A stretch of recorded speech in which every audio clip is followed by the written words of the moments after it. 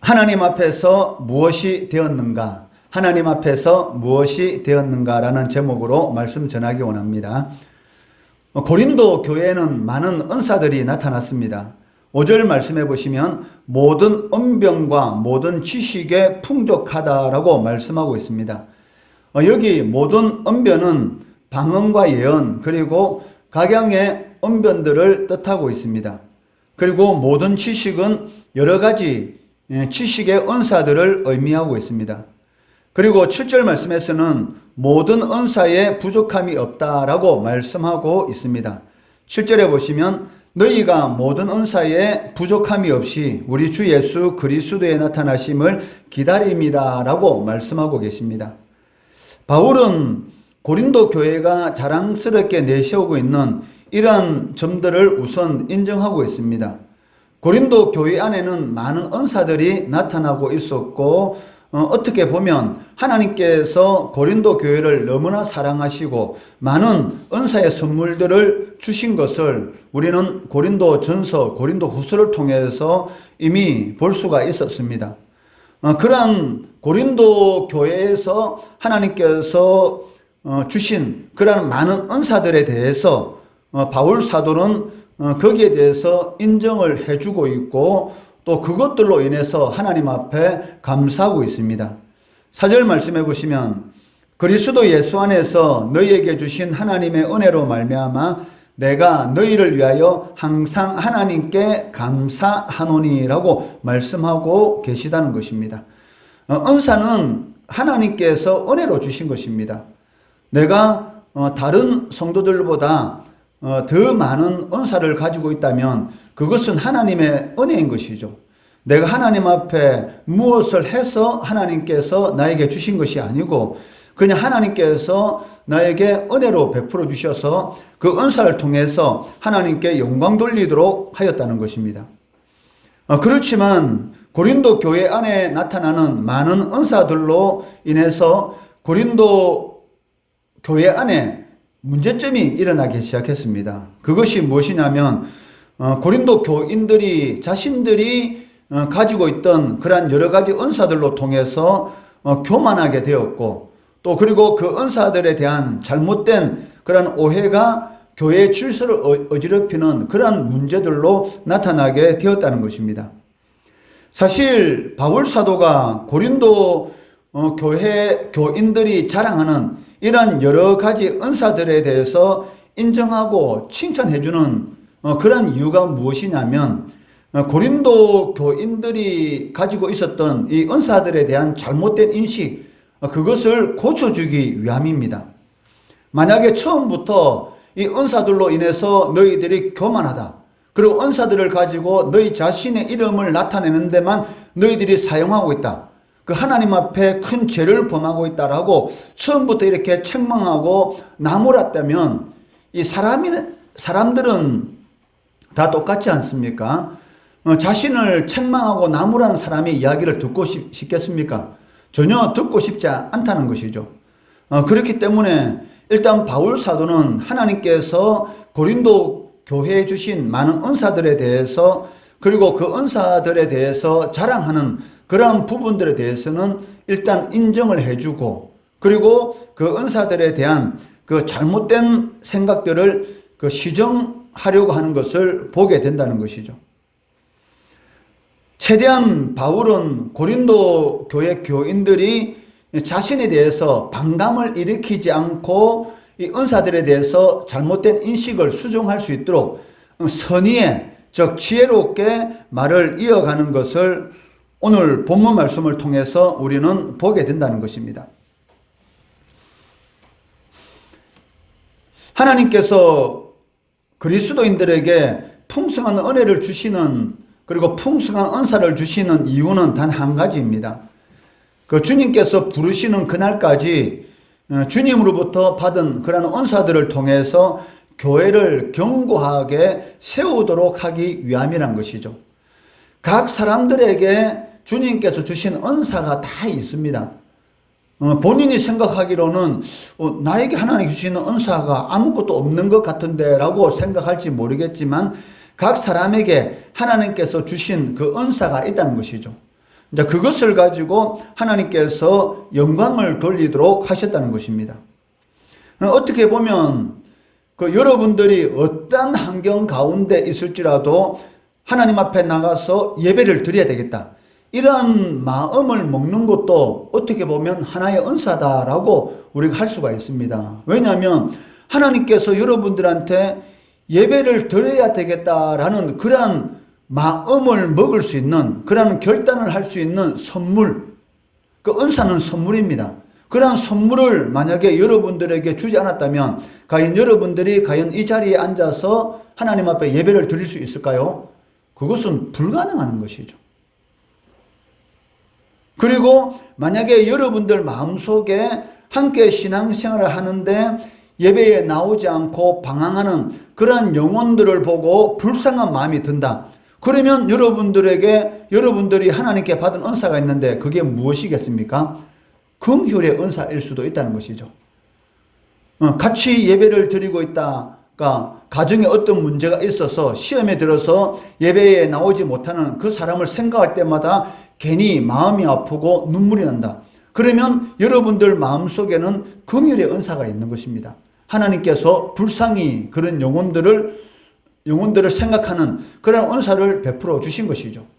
그러니까 은사는 높고 낮음이 없습니다. 어떤 사람은 병 고치는 은사를 가지고 있는 사람도 있고, 어떤 사람은 방언하는 은사를 가지고 있는 사람도 있을 거고, 어떤 사람은 예언의 은사를 가지고 있는 그런 사람도 있을 것인데, 이러한 은사들을 하나님께서 주신 그 목적은 단 한 가지, 교회를 든든하게 세우도록 하기 위해서 그러한 은사들을 주셨다는 것이죠.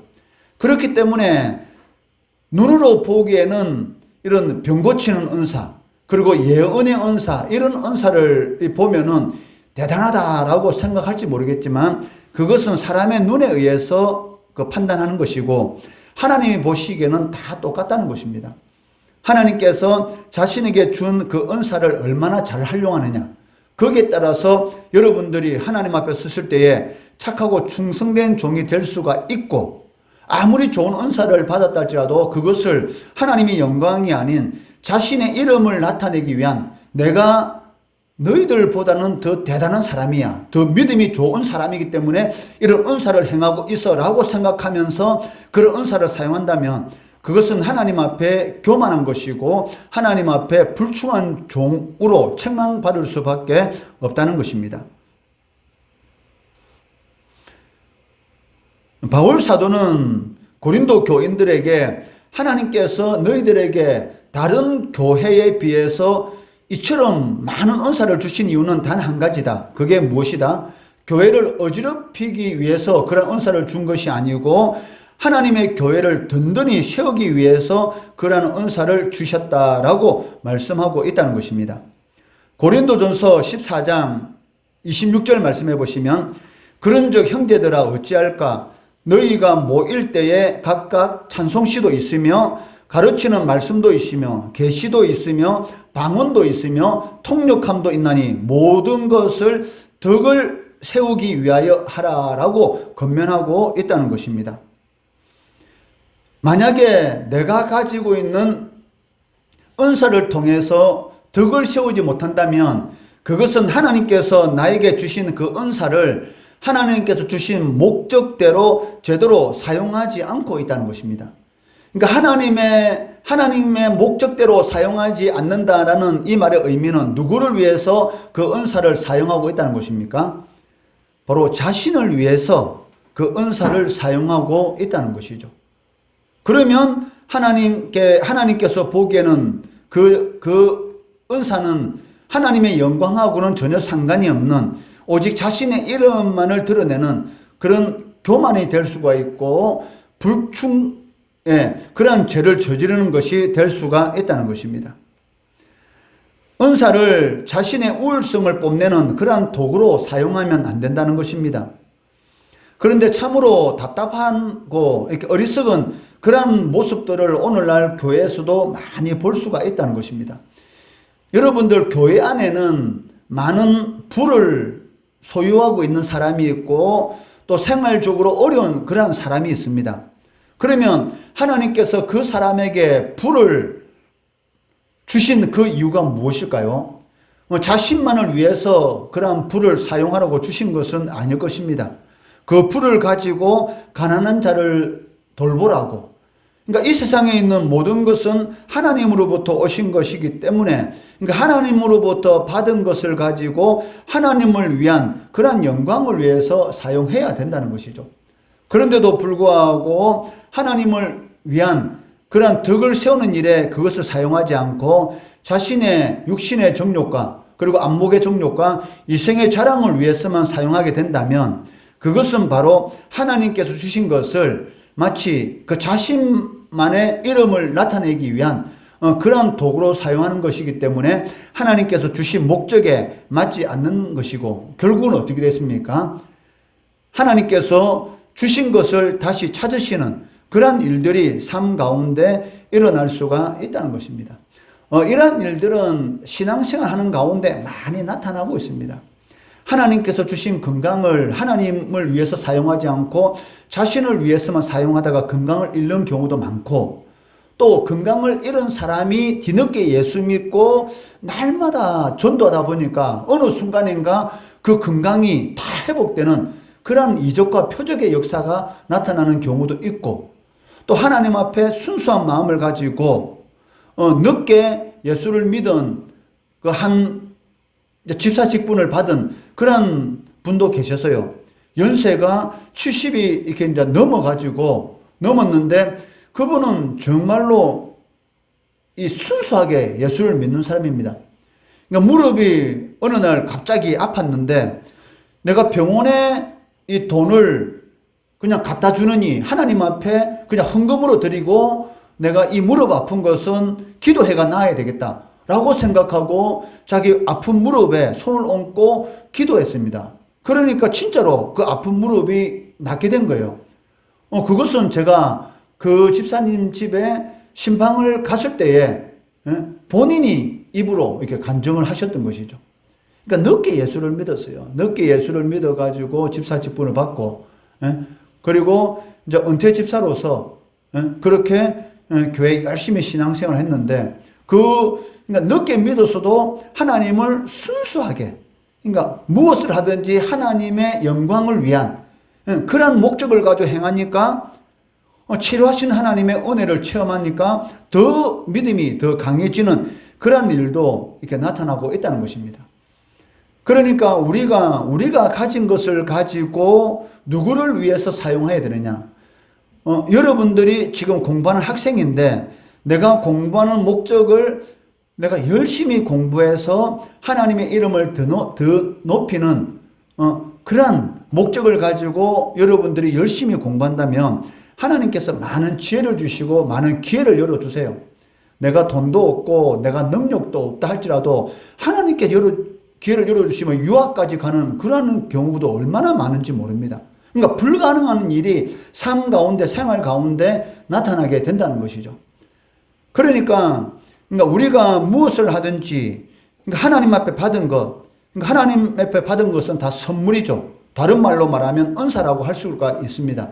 그러니까 하나님께 받은 것을 가지고 어떤 목적을 가지고 사용하느냐, 거기에 따라서 마이너스가 될 수가 있고 100배의 플러스가 될 수 있는 그런 역사가 우리의 삶 가운데 나타날 수가 있다는 것입니다. 그 하나님께서 주신 것을 가지고 마치 그것이 자신의 능력으로 얻은 것처럼 생각한다든지 그것을 가지고 다른 사람들을 자신 앞에 굴복시키려고 하는 그러한 마음을 가지고 그런 은사들을 사용하면 안 된다는 것이죠. 자신이 아무리 많이 배웠고 많은 것을 가지고 있다 할지라도 하나님께서 주신 것입니다. 내가 많이 배웠다 해가지고 많이 배우지 못한 사람들을 지식적으로 억누른다든지 내가 가지고 있는 많은 것을 가지고 자신을 위한 그런 목적으로 사용함으로 인해서 거기에 대해서 가지지 못한 사람들에게 위압감을 조성한다든지 그러한 것은 하나님이 기뻐하는 것이 아니라는 것입니다. 이단이나 사이비 종교의 작태가 바로 이런 것이지 않습니까? 하나님이 주시는데 마치 자신에게로부터 그런 능력이 나오는 것처럼 그런 은사를 사용하다가 결국은 어떻게 해요? 망하게 되는, 결국은 하나님하고 전혀 상관이 없는 이 마귀의 종이 되는 그 이단으로 정죄를 받고 결국은 어떻게 돼요? 사람들에게 덕을 끼치는 것이 아니라 악만 행하게 되는 그런 일들이 우리 주위에 얼마나 많은지 모릅니다. 이러한 행위들은 은사를 주신 하나님은 물론이고 은사의 목적과 사용 방법을 완전히 무시하는 것입니다. 만약 선물을 받은 자식이 아버지께 등을 돌렸다. 그러면 그 아버지의 마음은 어떻겠습니까? 아버지를 쳐다봐야 되는데 선물에만 온 정신이 솟고 있다면 어떻게 되겠습니까? 그거는 말을 할 필요가 없다는 것이죠. 두 번 다시 아버지 선물 안 사옵니다. 그 자식이 앞으로 어마어마하게 많이 누리고 받을 수 있는 그런 기회가 있었는데도 불구하고 아버지께 시선을 집중해야 되는데 오직 선물에만 시선을 집중하다 보니까 그 이후에는 선물이 주어지지 않는, 다르게 말하면은 이 성령이 떠나고 마귀가 임하는 그런 일이 나타나게 되었다는 것이죠. 그 대표적인 구약 성경의 인물이 누굽니까? 사울 왕이지 않습니까? 사울 왕이 베냐민 지파, 작은 지파에서 왕으로 처음에 세움을 받을 때는 얼마나 겸손했습니까? 자기는 왕이 될 자질이 못됐다 하면서 짐 사이에 숨어서 숨는 그러한 사람이었습니다. 그러한 마음을 보시고 하나님께서 사울도 선지자할 정도로 하나님께서 이 은사를 부어주시고 왕으로 기름 부어 세워주셨지 않습니까? 그런데 어느 순간인가 이 시기 질투, 왕이 된 것은 하나님께서 세워주신 것입니다. 그런데 마치 자신의 힘으로 왕이 된 것처럼 시기하고 질투하고 사위인 다윗까지 죽이려고 하는 그러한 일들이, 그러한 모습으로 인해서 성령이 떠나니까 그 빈자리에 무엇이 들어왔습니까? 악령. 악령이 들어오니까 날마다 불안한 거예요. 항상 두려워. 누가 자신의 왕자리를 빼앗을 것 같고 언제 죽을지 모를 것 같은 그런 두려움, 끊임없는 두려움 가운데서 고통받는 것을 보게 된다는 것이죠. 그렇기 때문에 바울은 8절 말씀에서 무엇이라고 우리들에게 권면하고 계십니까? 주께서 너희를 우리 주 예수 그리스도의 날에 책망할 것이 없는 자로 끝까지 경고하게 하시리라 라고 말씀하고 있습니다. 즉 바울은 그리스도께서 재림하시는 그날까지, 좁은 의미로 말한다면 우리의 육신의 생명이 끊어지는 그날까지 책망받지 않도록 주의하라 라고 권면하고 있습니다. 우리가 하나님 앞에 상급받을 수 있는 그런 일을 할 수 있는 기회는 언제만 있습니까?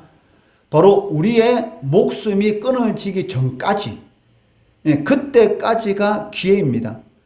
그 기회를 놓치고 나면 두 번 다시 하나님 앞에 상을 받을 수 있는 그런 선한 일을 할 수 있는 기회가 없다는 것이죠. 즉 살아있을 때만이 우리가 하나님의 영광을 위한 그런 삶을 살아갈 수가 있고 하나님 앞에 상급을 받을 수 있는 그런 일, 하나님을 기쁘게 할 수 있는 그런 일을 할 수가 있다는 것이죠. 죽고 나면 그 다음부터는 하나님의 영광을 위한 그런 일을 우리가 할 수 없습니다. 그때는 이미 이제 끝나는 것이죠. 이제는 영원한 천국, 영원한 지옥으로 어떻게 해요? 영원이라는 시간이 우리를 기다리고 있을 뿐이라는 것이죠. 그래서 바울 사도는 그리스도께서 재림하시는 그날까지 여러분들이 책망받지 않도록 주의하라 라고 권면하고 있습니다. 다른 말로 한다면 세월을 아껴라. 절대로 시간을 낭비하지 마라. 왜 한 번 지나간 시간은 두 번 다시 돌아오지 않지 않습니까? 여러분들이 하루하루 시간, 그것은 얼마 되지 않는 것처럼 보이지만 그 시간이 쌓여서 한 달이 되는 것이고 그 시간이 쌓여서 1년이 되는 것이고 그 시간이 쌓여서 10년이 되는 것이고 그 시간이 쌓여서 어느 순간인가 우리의 육신의 죽음이 눈앞에 다가올 그러한 순간이 속히 다가올 수가 있다는 것입니다. 그렇기 때문에 살아있을 때 하나님이 기뻐하는 그러한 일을 많이 하라는 것이죠. 그걸 통해서 하나님 앞에 여러분들이 섰을 때에 책망받지 않도록 예배생활 하나님 앞에 열심히 잘하시고 기도생활 하나님 앞에 열심히 잘하시고 기회가 닿는 대로 전도할 수 있는 때인지를 제대로 깨닫고 있다면 주님이 주신 것을 가지고 교만할 수는 없을 것입니다. 주님께서 은사를 주시고 주님께서 붙들어 주시고 또 주님께서 끝까지 우리를 견고하게 하신다는 것입니다. 그런데 우리가 주님 앞에서 자랑하고 주님 앞에서 교만할 것이 무엇이 있습니까? 모든 것이 주님으로부터 다 온 것이고 주님께서 다 주신 것인데 우리가 과연 주님 앞에 자랑할 것이 있는가? 자랑할 것이 없다는 것입니다. 이것을 제대로 깨닫고 신앙생활을 하고 있다면 주님께서 재림하시는 그날에 책망받을 것이 없는 그러한 자가 될 수 있다는 것이죠. 한 번씩 장류세교회의 담임 목사로서 교인들이 전혀 없는 그러한 상황 가운데서 이렇게 우리가 이렇게 모여서 지금 예배를 드리고 있지 않습니까? 몇 명이 되지 않는 그런 숫자가 모여서 하나님 앞에 이렇게 예배를 드리고 있는데 한 번씩은 감사하다는 그런 생각도 들 수가 있어요. 그 이유가 무엇이냐면 만약에 성도들이 많은 그런 교회를 심호하고 있다면 자신도 모르는 사이에 한편으로는 이 교만해 줄 수 있는 그런 그 여건도 생길 수 있지 않을까? 왜? 사람이니까. 누구든지 많은 사람을 많은 성도들과 함께 신앙생활하고 있고 많은 성도들을 이렇게 양육하는 그러한 교회 목사라면은 알게 모르게 이 목에 그 힘이 들어가는 그런 일이 있을 수 있지 않겠습니까? 물론 그렇지 않은 목사님도 많이 계시겠지만 어느 순간인가 자신도 모르는 사이에 우리 장류세교회처럼 이런 그 미자립교회, 이런 개척교회라든지 아니면 연약한 교회를 볼 때에 자신도 모르는 사이에 우월감을 가질 수도 있을 수도 있고 어떻게 보면은 그런 그 하나님이 기뻐하지 않는 그런 그 마음도 가질 수가 있을 것입니다. 그런데 우리 장류세교회는 너무나 이런 숫자가 작은 숫자가 모여서 하나님 앞에 예배 드리고 있으니까 그런 부분에 대해서는 교만할 수가 없어요.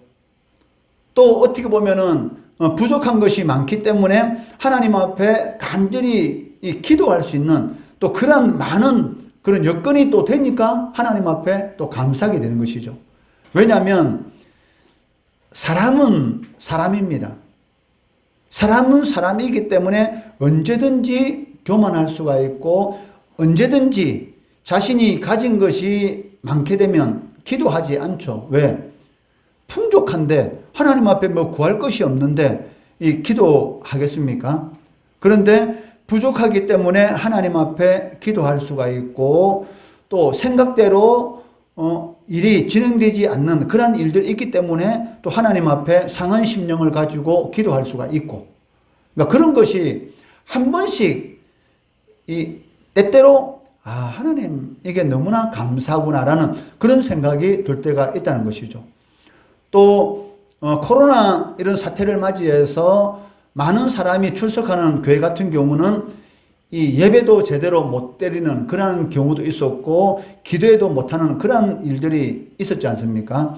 그렇지만 우리 장류세교회 같은 경우는 그런 코로나 사태 가운데서도 새벽 기도회, 주일 낮 예배, 오후 예배, 수요 기도회 한 번도 빠지지 않고 계속 꾸준히 이 교회를 그 자리를 지켜 있었던 그 이유가 무엇입니까? 몇 명 안 되니까. 이 방역수칙에 전혀 그 위배되지 않는 그러한 여건이 되기 때문에 우리가 하나님 앞에 코로나 사태 가운데서도 한 번도 빠지지 않고 기도와 예배를 드릴 수 있다는 것, 그것도 너무나 큰 은혜인 것이죠. 거기에 대해서 사실은 참 많이 하나님 앞에 감사를 했습니다. 그렇기 때문에 실질적으로 하나님께서 우리 성도들에게 주시는 그런 모든 것들은 어떻게 보면 다 은혜입니다. 우리가 그것을 은혜로 받아들이지 않고 불평하고 불만하고 마치 하나님께서 부족한 것만 주시는 그런 하나님으로 우리가 생각하기 때문에 문제인 것이지 하나님은 항상 좋은 것을 주시는 분이시죠. 우리가 이것을 알고 모든 것이 하나님께로부터 왔다. 부족한 것도 하나님께로부터 왔다라고 생각한다면 그 부족한 것도 어떻게 보면 나쁜 것이 아니라는 것입니다. 좋은 것이죠. 왜? 좋으신 하나님으로부터 나오는 모든 것들은 다 좋은 것이기 때문에. 그렇기 때문에 이것을 제대로 깨닫고 있다면 우리가 하나님 앞에 책망받을 것이 없는 그러한 성도들로 설 수가 있다는 것입니다. 그런데 문제가 무엇일까요? 그러니까 마치 자신이 이미 신앙의 높은 경지에 이른 것처럼 착각하고 있는 것, 이것이 가장 문제라는 것입니다. 나의 신앙은 완벽한 신앙이야. 감히 누가 나에 대해서 권면해. 내 생각이 무조건 옳아. 라는 이런 생각을 가지고 신앙생활을 하다 보니까 다른 사람을 함부로 판단하는 그런 문제들이 일어나게 되고 결국은 그러한 사람들 때문에 교회가 어지럽혀지고 교회가 어려운 그러한 일을 당하게 된다는 것이죠. 그렇지만 성경에서는 무엇이라고 말합니까? 고린도전서 10장 12절 말씀해 보시면 그런즉 선줄로 생각하는 자는 넘어질까 조심하라. 나의 신앙은 완벽한 신앙이야 라고 말하는 즉시 아니면 생각하는 즉시 어떻게 될까요? 바로 넘어진다는 것이죠.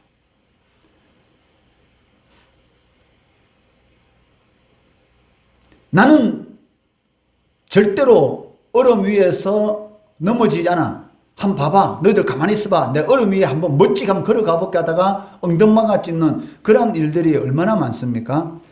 나는 안 넘어져 하는 그 순간에 어떻게 됩니까? 넘어지는 그런 일들이 너무나 많다는 것이죠.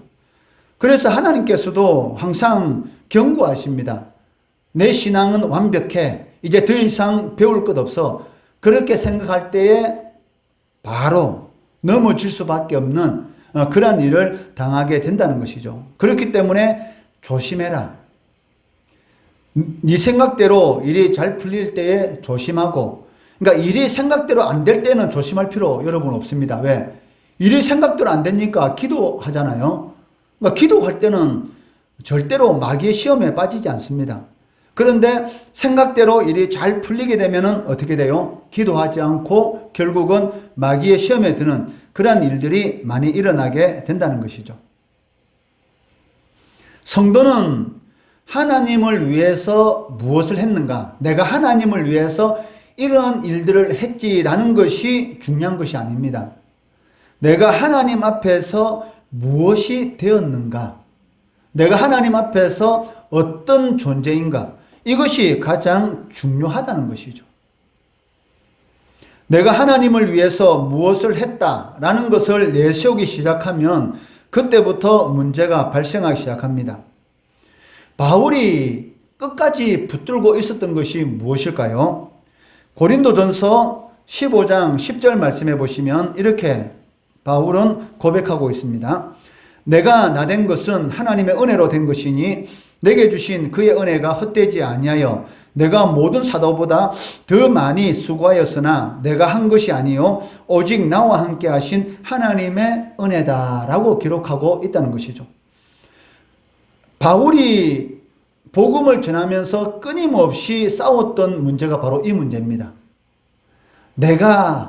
나는 나다라는 그러한 마음을 가지고 복음을 전할 것인가?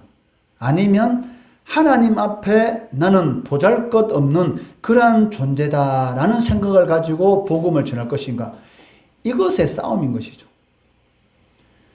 그러니까 하나님의 뜻대로 살아가려고 몸부림을 치고 있지만 자신의 속에 있는 이 죄라는 이놈이 끊임없이 자신을 끌어당기는 그런 상황 가운데서 고통스러워하는 바울의 모습을 우리는 로마서를 통해서 볼 수가 있습니다.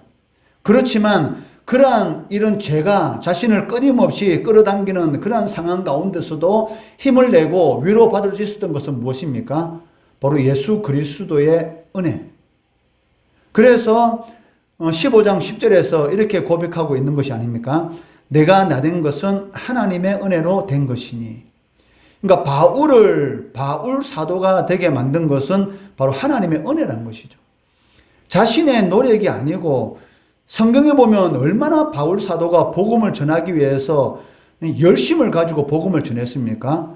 죽을 고비를 수없이 넘기고 그리고 이 40에 하나 감한 매, 그러니까 39대의 매를 5번이나 맞으면서 죽을 그런 순간까지 간 적도 있었고, 그리고 복음을 전하다가 강도들에게 잡혀서 목숨을 잃을 순간, 복음을 전하러 배를 타고 가다가 배가 파손돼서 죽는 순간, 그러한 너무나 많은 그러한 일들이 복음을 전하면서 자신이 이 경험을 했습니다. 그리고 그러한 위기의 순간들이 너무나 많았습니다. 그렇다면 우리 같으면 뭐라고 말할까요? 내가 이렇게 고생을 하고 죽을 고비를 넘기면서 복음을 전해서 이렇게 많은 교회를 세웠다라고 큰 소리치고 나의 사도에 대해서 인정하지 않는 모든 사람들은 내가 가만히 두지 않을 거야 라고 하면서 큰 소리 뻥뻥 치고 아마 자기에 대해서 자랑을 하였을 것입니다. 그렇지만 바울이 끊임없이 쌓아온 문제가 바로 이 문제이기 때문에 나의 나된 것은 오직 하나님의 은혜로 된 것이다. 내가 복음을 전할 수 있었던 것도 하나님의 은혜인 것이고, 그 은혜가 헛되지 않은 것도 하나님의 은혜인 것이고, 내가 모든 사도들보다 더 많은 수고를 했지만 그러한 수고를 할 수 있었던 것도 누구의 은혜다? 나와 함께 하신 하나님의 은혜다. 이것이 바로 바울의 고백인 동시에 우리 성도들의 고백이 되어야 한다는 것입니다. 하나님의 은혜가 아니면 우리가 과연 이 자리에 앉아 있을 수 있겠습니까? 만약 우리의 노력으로 우리의 선한 행실로 말미암아서 구원을 성취해야 한다면 얼마나 불안하겠습니까? 여러분들 얼마나 선한 일을 해야지만이 여러분들이 구원에 대해서 확신을 가질 수 있겠어요? 내가 선한 일을 10가지 했어요. 근데 내 옆에 있는 사람이 선한 일을 12가지 했어요. 그러면 구원받았다는 확신을 가질 수 있을까요? 못 가지죠. 왜? 내 옆에 있는 사람이 내보다 선한 일을 더 많이 했으니까 야, 나는 구원받지 못하는 거 아니야? 선한 일을 12가지 해야지만이 구원받을 수 있는 거 아니야? 라는 두려움 때문에 또 끊임없이 많은 행위를 하게 될 것입니다. 그런데 이제는 내가 20개의 선한 행위를 했어요. 근데 또 옆으로 눈을 돌려보니까 25가지의 선한 일을 한 사람이 있습니다. 그러면 또 두려움이 생기지 않을까요? 20가지 선행으로는 부족한가 봐. 좀 더 해야지. 평생 동안 행동하다가 구원의 확신도 가지지 못하고 죽는 그런 일이 일어날 수가 있다는 것이죠. 종교개혁자 루터는 이신칭이 오직 믿음으로 인해서 하나님 앞에 칭함을 받는다. 하나님 앞에 어려움을 인정받는다라는 이 말씀을 깨닫기 전까지만 하더라도 얼마나 이 처절한 이 고행 속에서 자신의 육신의 종력과 싸운지 모릅니다.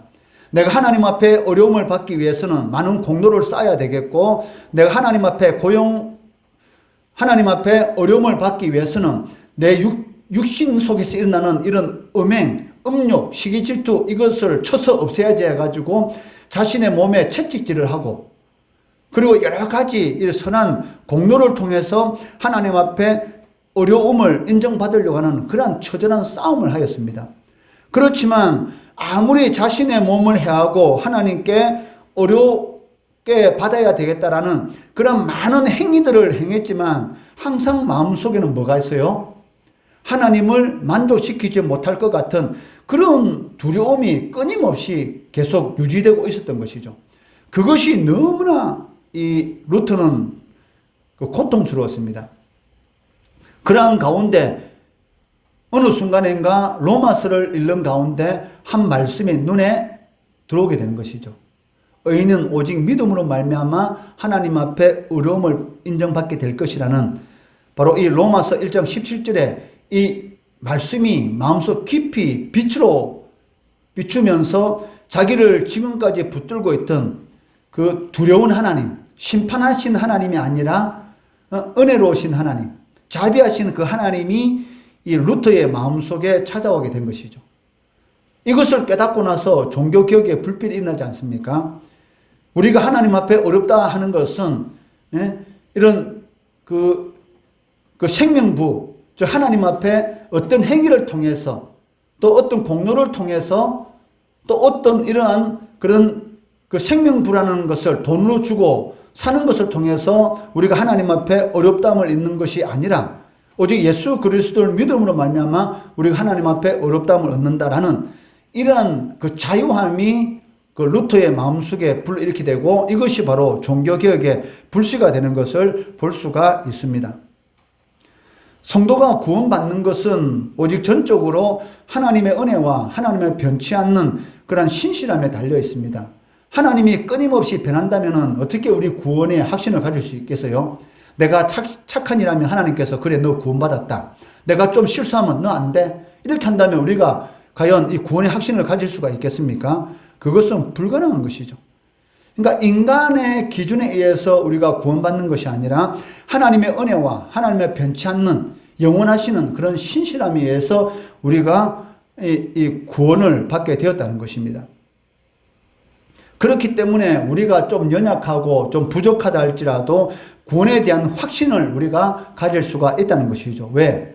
구원이라는 것은 오직 예수 그리스도께서 나의 죄와 허물을 대신해서 십자가에서 나의 모든 지옥의 형벌을 받을 수밖에 없는 그런 죄의 값을 치루어 주셨다라는 것을 믿음으로 우리가 구원을 받기 때문에 우리가 확신할 수 있다는 것입니다.